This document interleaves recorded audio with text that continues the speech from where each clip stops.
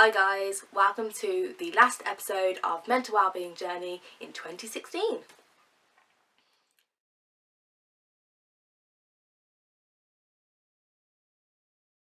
So in this video, I wanted to show you how to do the new year right. But firstly, I wanted to just say thank you to anybody who's watched any of my videos in 2016. I know that they've not been great. Obviously, I'm learning what to do with this. I just decided to just do it. I knew that if I sat and overthought this channel and what I would say, what I would do, that it would never get done, because I would think myself into a fit and then it wouldn't happen. But I've dived right into it. Hopefully some of my videos have been helpful for people, and hopefully in 2017 they'll get bigger and better. I have no reason for believing that millions of people are going to watch this video or my videos from next year or the year after, but all I want is for at least one person to watch, and it would help one person. And so for that reason, I'm going to keep doing it. But anyway, so I wanted to speak to you about how you need to do the new year right, because this year has been the best year of my life. Just to let you know, I've got a bit of a cold, so I'm very nasally and I can't breathe. But anyway, for the new year, I was quite excited. Like the beginning of last month, I was ready. I was like, yeah, you know what, this year's been amazing. I'm going to do next year even better. It's going to be easy. It's going to be great. But then maybe a couple of weeks ago, I started to feel tired. Like, you know what, I'm so tired of trying. I'm tired of all of the ooh, sorry. All of the stuff that I've had to do. And yes, it's been amazing, it's been great, like I say, but when you put so much effort into things, it does drain you a bit, especially when you're not exactly happy with who you are and where you are in life at the moment. So those efforts can feel draining, and that's fine. You know, I wanted to tell you that as a personal thing, because I want you to know that you are not on your own if you're trying really hard and feel like, yes, you are getting somewhere, but it's not enough. Because I feel that way too. So my motivation for the next year kind of dipped a bit. But now, after having spoken to my boyfriend after our Christmas celebration 2 days ago, I've decided that, you know what, I am going to do it. I am going to go in hard like I did at the start of this year. And no one's going to stop me from having another good year. As with the tattoos on my wrist, the yin and the yang, a perfect year isn't about great things happening and everything being perfect and you get a promotion and loads of money and loads of girlfriends. I don't know, it's not about that. It's about balance, the bad and the good. And that's what this year has given to me. It's not been perfect. I've not advanced as much as I'd like, but the things that did happen were good, and they were really good, and they made me feel really good. And the reason why it was different from any other year is because I started it differently to every other year. So, what is this video about? Resolutions. Please stop making New Year's resolutions. 90% of no resolutions go left in the dust and they never get fulfilled, and 50% of those probably get left in the dust by mid-January. Obviously my statistics are lies, they're a joke, but they are true. When you make a resolution like, I'm going to lose £100 in a week, or by the end of the year I'm going to be a size 0, or I'm going to have a girlfriend and find the love of my life, or I'm going to move out, or I'm going to make £1 million. If you have those kinds of goals, I'm sorry, but they're probably not going to work, because for some reason when you set goals like that, it seems too unattainable. It's such a big idea, a grand concept, that our minds are scared by it. It's daunting, and then they just don't get done. So instead you need to change the way that you think about setting goals for the next year.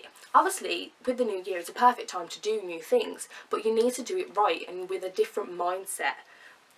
Instead of going into it with a new resolution, remember to be realistic, and remember that yes, it's a new year, but you're still you. It's still the same life and the same bad habits that you're bringing into the new year, the same laziness, the same job or same relationship, whatever it is, you're still the same you. And by having this fantasy idea that, oh, with the new year that means that I can completely change my life around in the first month, that's unrealistic. Yes, some people do change their lives, and that's because they've got so much willpower and strength. And I'm not saying that you don't have it, but what I'm saying is, realistically, If you want to change your life, you've got to work hard for it and understand that it's not going to happen overnight. And you need to set realistic goals instead. Instead of saying, oh, I'm going to get £1 million, maybe say, oh, I just want to get a better job.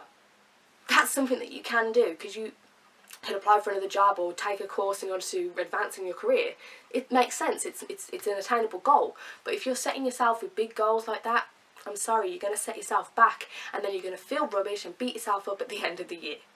So instead, do what I did in the end of 2015. I don't know where I read about it or what I watched it on, but somebody had this really good idea that instead of setting goals and, you know, little aspirations, instead to say how you want to feel. So have like a concept of, this is how I would like to feel in the next year. And so I set 4 of those. They were, I wanted to feel healthier, I wanted to feel happier, I wanted to feel like a well-rounded individual, you know, like cultured, and as if I was not just simple, like, oh, she's one thing. I wanted to be several different things. And I wanted to be more confident and independent. And guess what? I've done all 4 of those things. I feel like I have achieved all 4 of those things. I am so much healthier than I was last year. Last year, I barely ate a lot of things. I was really scared and finicky about food. I wouldn't go out that as much. I was not confident in my relationship, in my body, in who I was, in my job, and I was depressed at the end of the year last year. But this year, I'm ending the year knowing that I've eaten so many foods this year. I've definitely put on weight. I can go to a restaurant without being scared of what's going to be on the menu. I can go hang out with my boyfriend and know that, you know what, I'm actually a great girlfriend and he actually probably loves me. And I don't know, I'm just so much happier, so much healthier. I've realised that I'm not a linear type person. I'm not, oh, she's just a writer. I'm different things. I do this. I like to work out, to do yoga. I like to read, I like to write, I like to watch films, I like to do sports.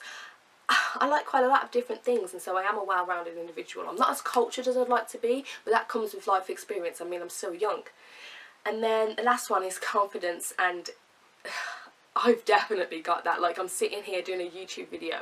This time last year, that would be a fantasy. I would know that I would never do that, but here I am doing it, and I've done it every week. So I've definitely grown some cojones this year. And that's because I set simpler tasks, and it was easier for me to do it. Like, what I did was I set those 4 things, and then I did list some little things that could help me to achieve those things, but it didn't matter if I did those things necessarily, as long as I still felt happier or healthier at the end of the year, which I have done. And I have done some of those little tasks, but just not all of them.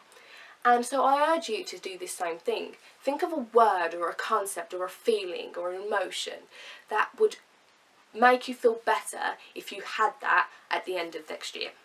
My one for this year is more. I feel like I'm on the right track with things. Like, it's the only thing that there's a problem is my job, but apart from that, I'm doing all the things that I want to do. I read, I watch good TV and good films, I see people, I have a good relationship, I have good family, I'm creative, I'm writing all the time, I work out sometimes. I do all the things that I need to do, I just don't do them enough. So this year, I've decided I just want to do more. Just say yes and do things, and wake up earlier, and because I only work part-time, use the time when I'm not at work to actually do more things.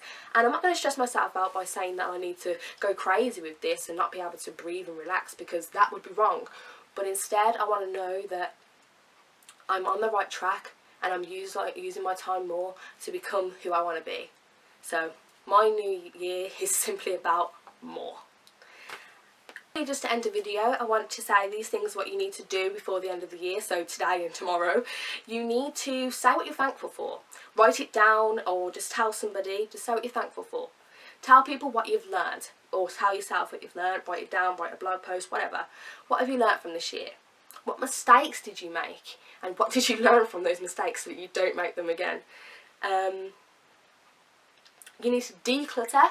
So get rid of all the old crap from this year so that you can start fresh the next year and revamp your environment. I've redone my room with my sister so that we can start the year with a real blank slate, clean page, ready to go. So I wish you all a great new year. I hope that I've helped you to get into a different mindset so that you can actually achieve your goals. And just be patient with yourself. Realise that things take time, that you can be who you want to be if you want it, if you work hard and if you strive for change. So seek peace. Hopefully my channel will expand a lot more next year, and see you then. Bye.